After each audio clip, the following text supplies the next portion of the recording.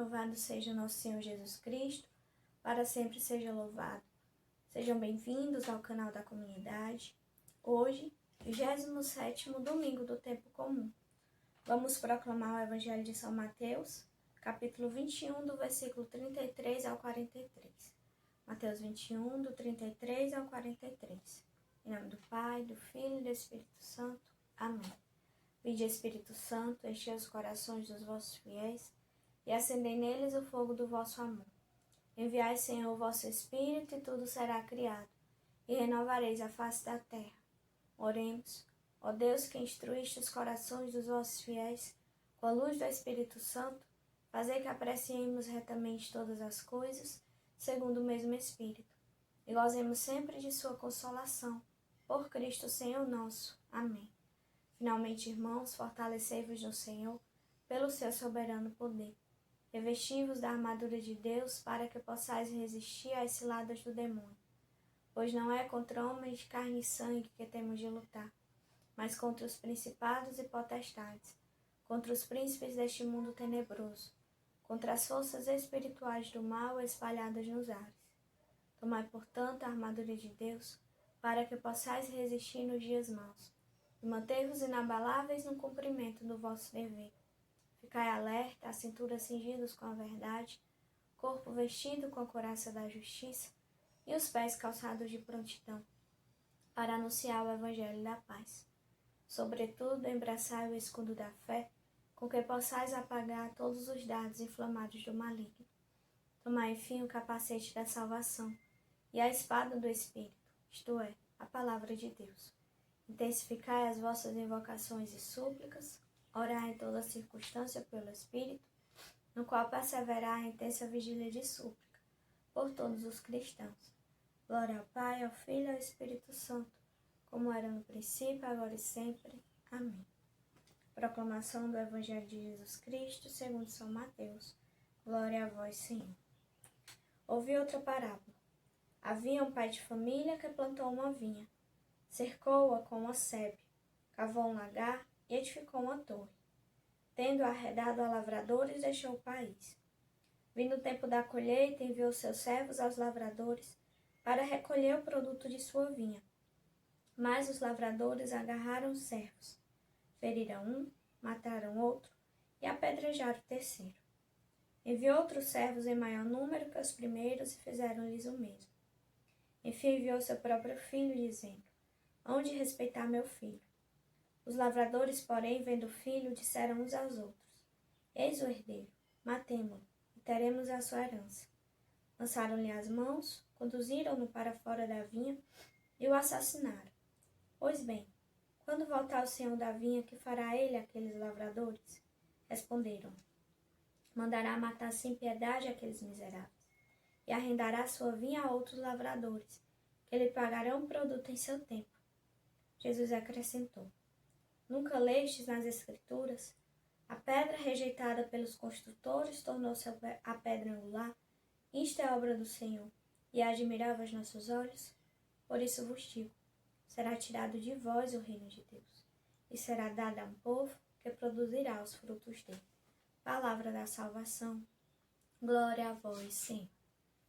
E encontramos nesse evangelho a parábola dos vinhateiros homicidas, né? A minha tradução fala lavradores homicidas, que é a mesma coisa. E essa vinha é o povo de Israel. Esses lavradores homicidas são os doutores da lei, são os chefes do povo, os escribas, fariseus.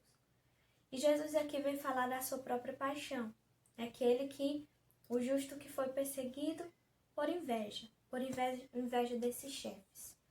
E nós, na história da salvação, na história do povo de Deus, encontramos essa inveja desde o princípio, quando Caim foi morto pelo seu próprio irmão Abel.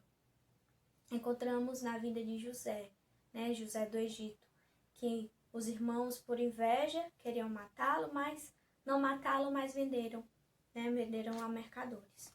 E a gente encontra essa inveja como essa perseguidora dos justos, que desperta no coração de alguns esse sentimento e persegue os justos, persegue os eleitos de Deus.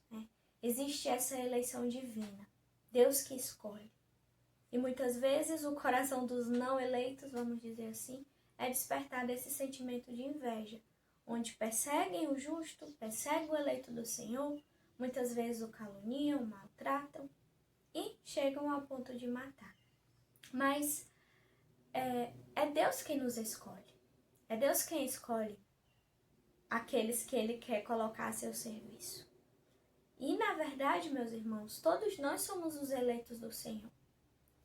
Aqueles que há despertado esse sentimento de inveja, eles estão rejeitando dentro de si a eleição de Deus, porque todos nós temos esse chamado para estar perto de Deus. Todos nós temos esse chamado para sermos profetas, para anunciarmos o reino de Deus. Cristo, ele é a cabeça da igreja e nós somos os membros. Nós fazemos parte desse corpo.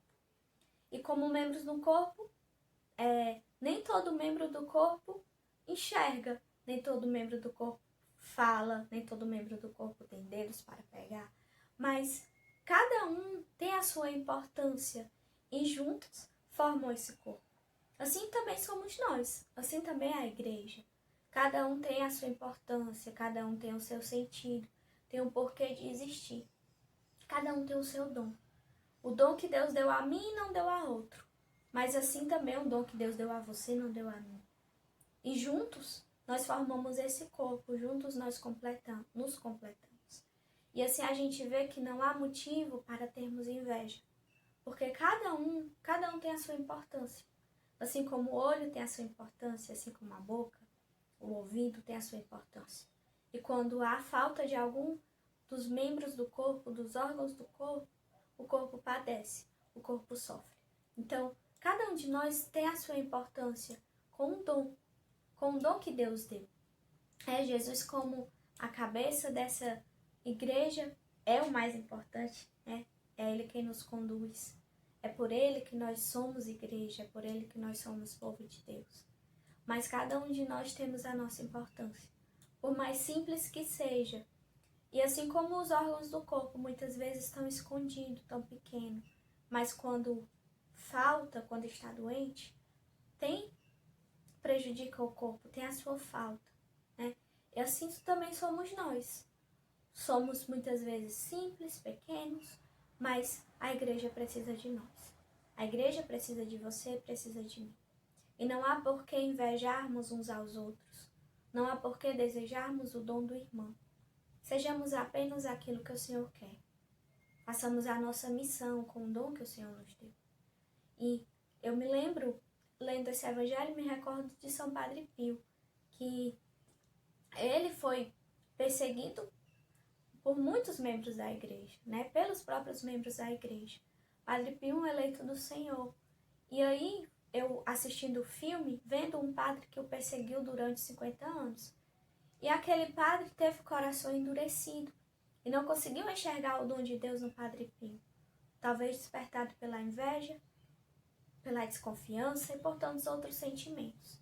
Quando na verdade ele deveria ter se unido ao Padre Pio para juntos realizarem, né, a missão, acolhendo o Padre Pio. Só que, claro, quando Deus ele permite a perseguição a um justo seu, a um servo seu, ele tem um motivo. Né? Ele permite para que aquela perseguição seja transformada em algo bom. E no filme, Padre Pio fala para esse sacerdote, que já era monsenhor, que através da perseguição dele, o Padre Pio foi salvo. Ele enxergava assim, né? Então, ele foi sendo humilhado, sendo moldado através da perseguição daquele sacerdote. E também a gente vê isso na vida de José do Egito, que ele foi perseguido pelos próprios irmãos, que foram movidos pela inveja.